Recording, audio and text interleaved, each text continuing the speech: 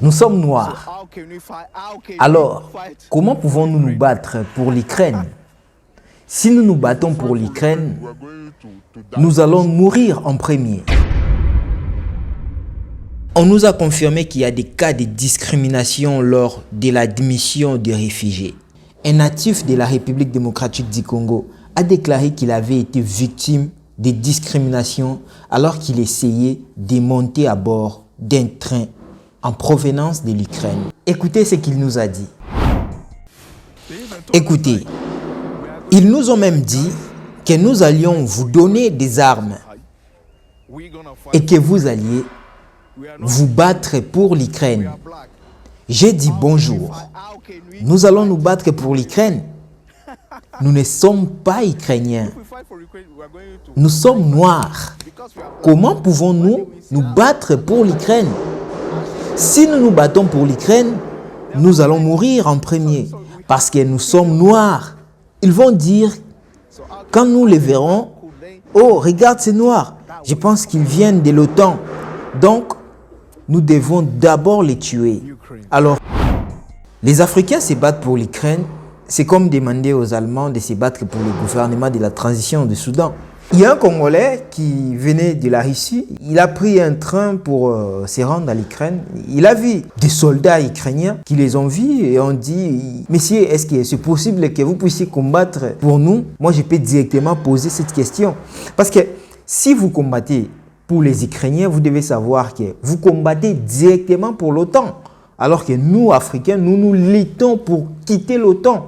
Nous nous luttons pour quitter le colonialisme. Et ces Congolais nous relatent en fait tout ce qui venait de se passer. Alors qu'ils venaient de quelque part. Ils voulaient juste monter au bord d'un train.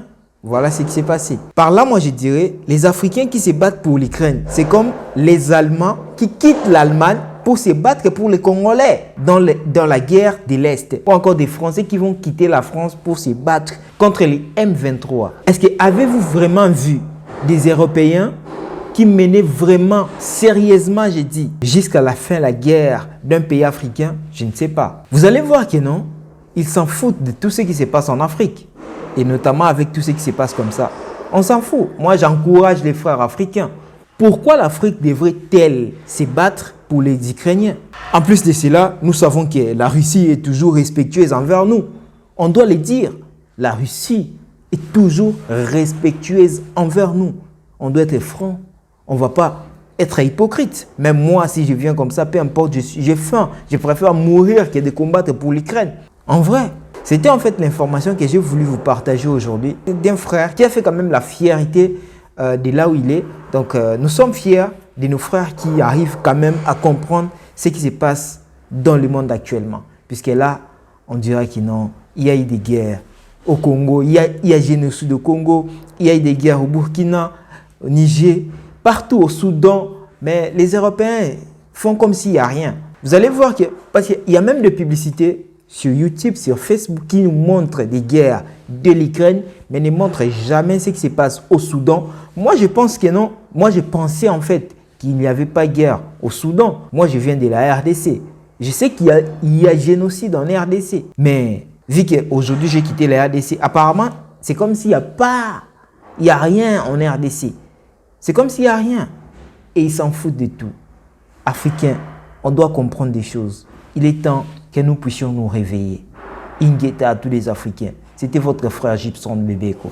N'hésitez pas à vous abonner sur Chéri News Télévision.